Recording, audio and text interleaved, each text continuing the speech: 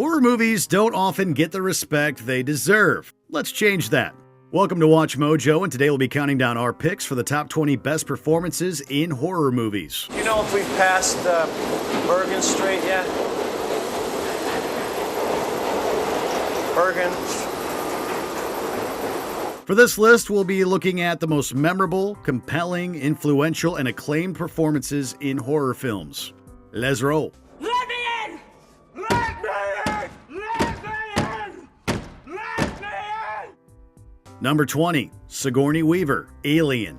Over 4 decades after its release, Ridley Scott's Alien remains a hugely influential movie, and much of its legacy is tied to its protagonist, Sigourney Weaver's Ellen Ripley. Ash, are you kidding? This thing bled acid. Who knows what it's gonna do when it's dead? At a time when female characters in horror were often portrayed as damsels in distress, Ripley proved that there's lots of space, no pun intended, for badass female protagonists.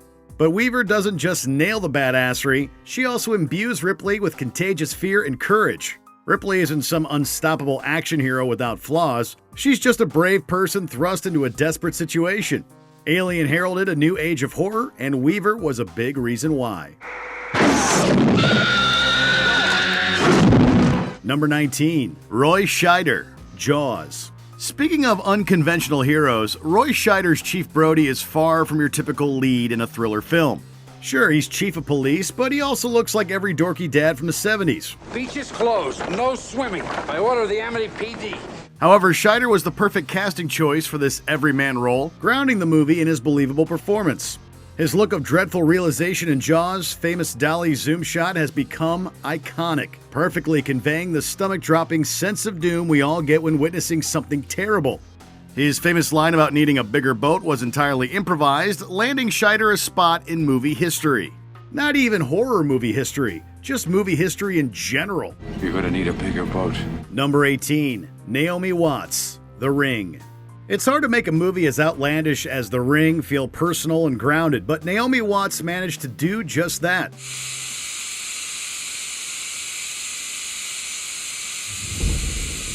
The Ring is about a cursed VHS tape and a vengeful ghost girl that comes out of TVs. That premise sounds downright goofy, and in the wrong hands, this remake of the excellent Japanese original could have been laughable instead of creepy. She was afraid, wasn't she? Something was happening to her. Becca, how did she die? Luckily, the filmmakers crafted a movie that oozes atmosphere and tension, in no small part thanks to Naomi Watts' emotional and plausible performance as Rachel Keller. I don't know how, but it's because of that girl. Number 17, Boris Karloff, Frankenstein. It is incredibly difficult to make a speechless character so memorable, but the writing, makeup, and Karloff's incredible performance made Frankenstein's monster one of the most renowned characters in cinematic history. Perhaps it's Karloff's hulking figure, or maybe it's his incredible ability to convey so much emotion through facial expressions alone. Where is it? Where is it? Ah! Quiet, you fool! This is showcased in the controversial scene in which he accidentally drowns the little girl Maria. His interactions with her perfectly convey the monster's childish innocence and his dangerous ignorance. Karloff is frightening, sympathetic, and even pitiful, and it takes true talent to pack all three into a single character.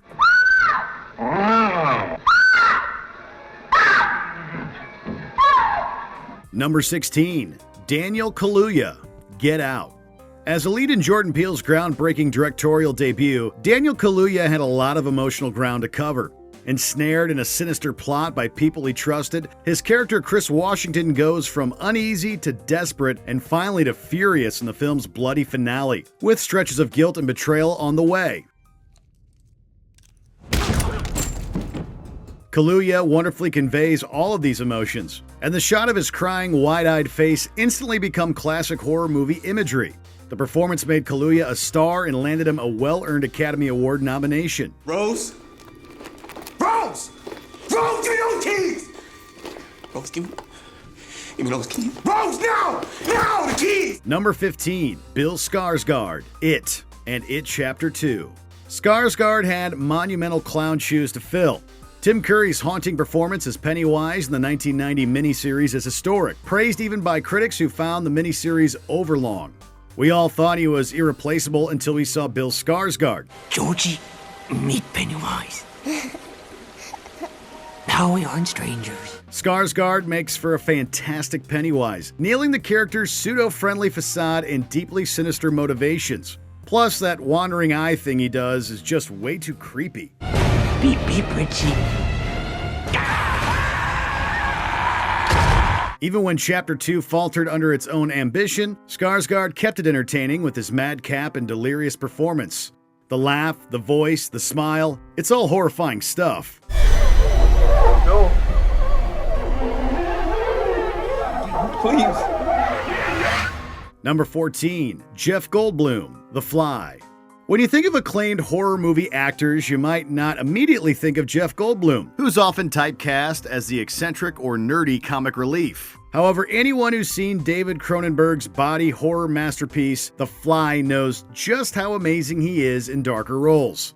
Your book will end with me transporting myself 15 feet through space from one telepod to another. That's what's really missing. Despite being a gory body horror flick, The Fly was acclaimed by critics, and many even thought that Goldblum would receive an Academy Award nomination for his performance as Seth Brundle. A fly got into the transmitter pod with me that first time when I was alone. Even the highly popular Gene Siskel of Siskel and Ebert fame thought he was snubbed. Goldblum did win a Saturn Award, so that's something, we suppose. The disease has just revealed its purpose. We don't have to worry about contagion anymore. I know what the disease wants. Number 13, Haley Joel Osment, The Sixth Sense. M. Night Shyamalan's supernatural thriller is a legendary horror movie, and it all hinges on Haley Joel Osment's timeless performance as Little Cole Sear. I'm gonna see you again, right? If that's okay with you. Well, that and the famous twist ending. Osment was just 11 years old when The Sixth Sense was released in the summer of 1999, yet he was instantly hailed as one of the best actors of the year. I see dead people. His chilling delivery of the "I see dead people" alone was widely referenced and parodied, and even ranked 44th best movie quote of all time by the American Film Institute in 2005. Osment's performance earned him an Academy Award nomination, making him the second youngest performer to receive a supporting Oscar nod. Now that is one heck of a legacy. Maybe we can pretend like we're gonna see each other tomorrow. Just for pretend. Number 12, Toni Collette, Hereditary. Collette starred as Lynn Sear in The Sixth Sense, but she really earned her horror credentials in the 2018 masterpiece, Hereditary. Colette's leading performance was lauded, and like Jeff Goldblum, many thought that she would be nominated for an Academy Award. Don't you ever raise your voice at me! I am your mother! When that didn't come to pass, it was derided as one of the year's biggest snubs. Colette's role as the grieving Annie Graham is a masterclass in acting. She conveys deep grief, but also incredible anger, and her transformation in the finale is in a league of its own. It's moving and spine-chilling work. These pages filled. All of them are Peter. I'm sorry, see, I don't know what I did. I don't know what I did. Peter is in danger.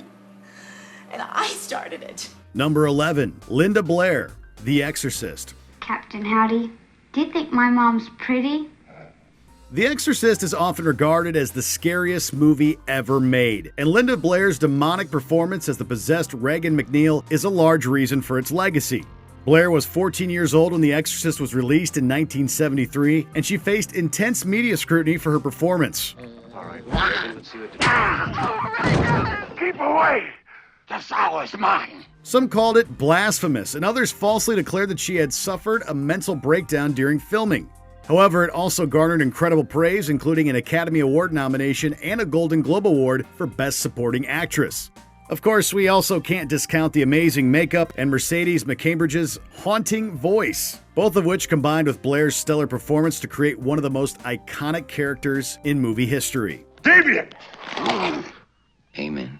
Number 10, Max Schreck, Nosferatu. Like Boris Karloff in Frankenstein, Max Schreck conveys incredible power without a single line of dialogue. Schreck plays Count Orlok, based on Bram Stoker's Count Dracula. Nosferatu is an enormously influential film and is often praised for its atmosphere, haunting visuals, and Schreck's chilling performance. As with The Exorcist, we also can't discount the visual design of Orlok. Even if you've never seen Nosferatu, you've seen Orlok's demonic and otherworldly face. Through Orlok, Schreck helped establish a template that countless horror movies would follow, and the character he created still remains a terrifying force in its own right.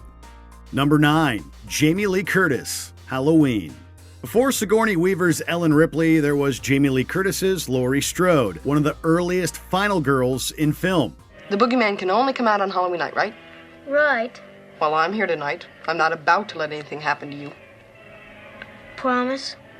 Promise. Halloween was well received upon release, and even critics who don't typically like slashers, such as Roger Ebert, praised the movie for its grounded approach. All right, Annie. First I get your famous chewing, now I get your famous squealing. Curtis portrayed Laurie as an introverted, intelligent teenager whose vulnerability hides hidden strength and resourcefulness.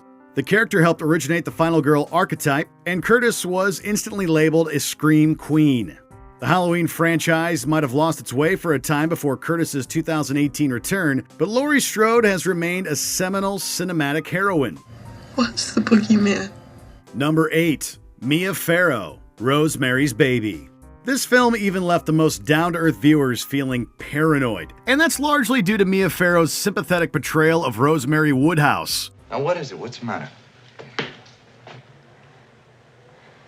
Nothing, never mind. Rosemary begins to suspect that her neighbors are using her pregnancy to birth the Antichrist, and she grows increasingly panicked as the story progresses.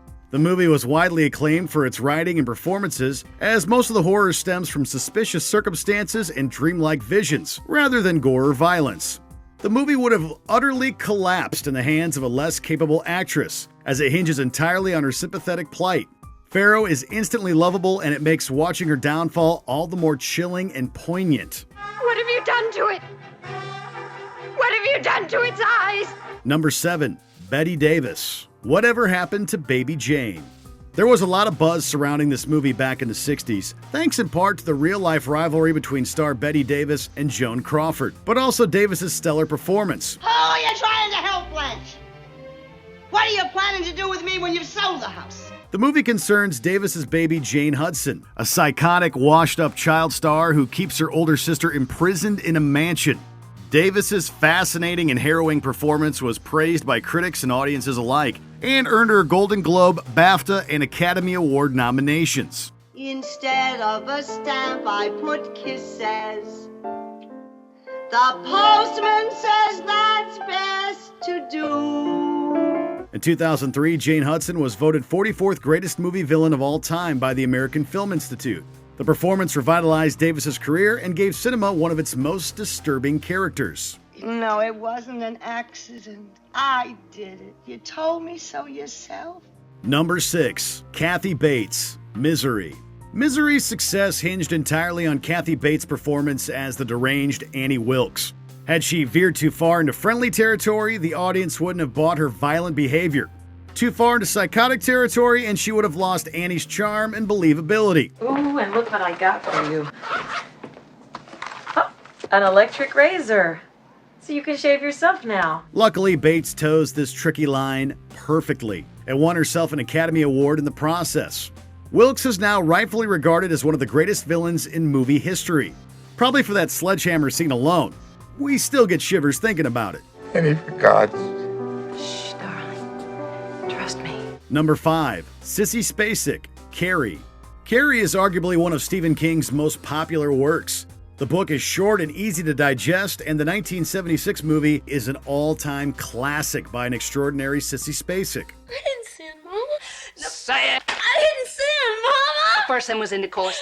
First sin was intercourse. First sin was intercourse. And the first sin was intercourse, Mama. I was so scared. Like most villain protagonists, Spacek has the unbelievably difficult job of making her character relatable, sympathetic, and terrifying. We feel horrible for poor Carrie White and care for her unfortunate plight. That is, until she's drenched in blood, widening her eyes in the most horrific expression imaginable, and setting fire to the school.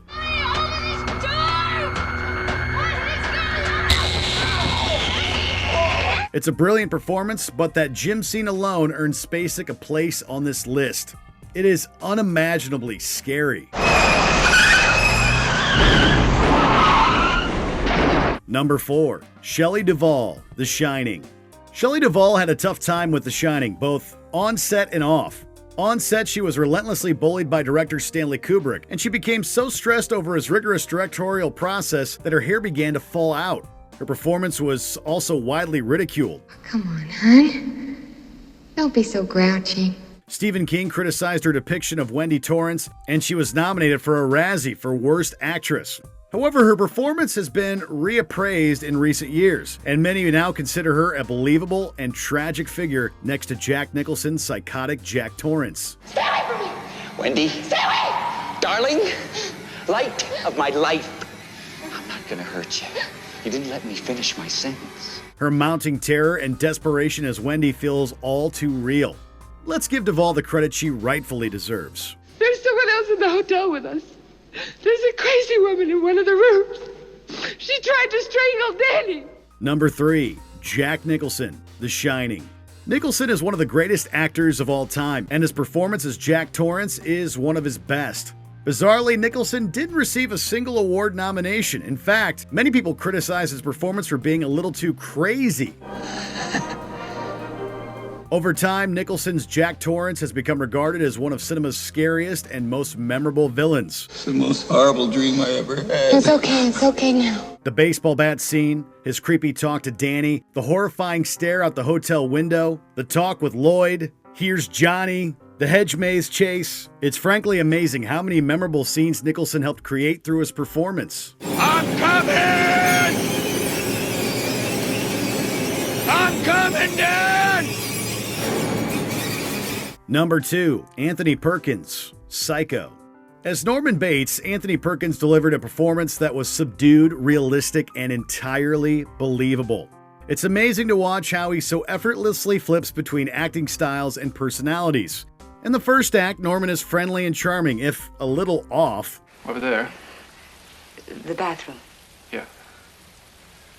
Well, if you want anything, just tap on the wall. I'll be in the office. Thank you, Mr. Bates. In the second act, he plays a pseudo-friendly villain who's barely keeping his resentment and fury contained. And in the third, he goes full psycho. That final smile is deliriously creepy and undeniably historic. It's incredibly hard to make a simple smile look so sinister and threatening, and it just goes to show that Perkins was a master of his craft. They'll see, and they'll know, and they'll say, why, she wouldn't even harm a fly. Look, we only had room for 20, but if we didn't mention these, we would be doing a disservice. So here are a few honorable mentions that are just as spooky. Essie Davis, The Babadook. I don't want you to die. I'm not gonna die for a long time yet. Isabel Adjani, Possession. You can't stop me! I opened the window and shot! You need him that much? Oh, yes. Oh, yes! Natalie Portman, Black Swan. I danced the Black Swan for you. Leave me alone! Edith Scobb, Eyes Without a Face.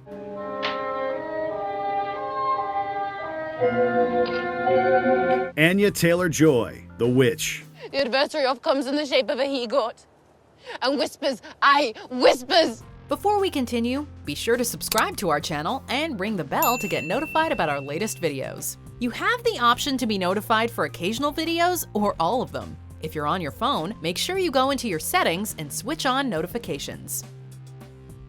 Number 1, Anthony Hopkins, The Silence of the Lambs. Good morning. Dr. Lecter, my name is Clarice Starling. May I speak with you? You're one of Jack Crawford's, aren't you?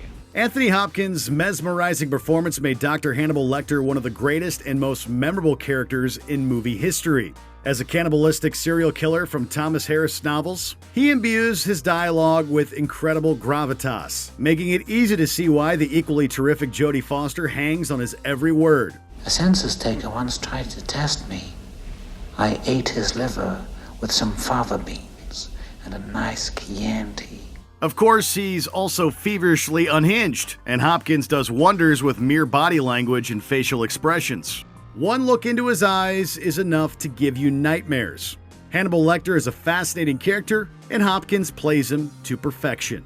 I do wish we could chat longer, but I'm having an old friend for dinner. Do you agree with our picks? Check out this other recent clip from WatchMojo, and be sure to subscribe and ring the bell to be notified about our latest videos.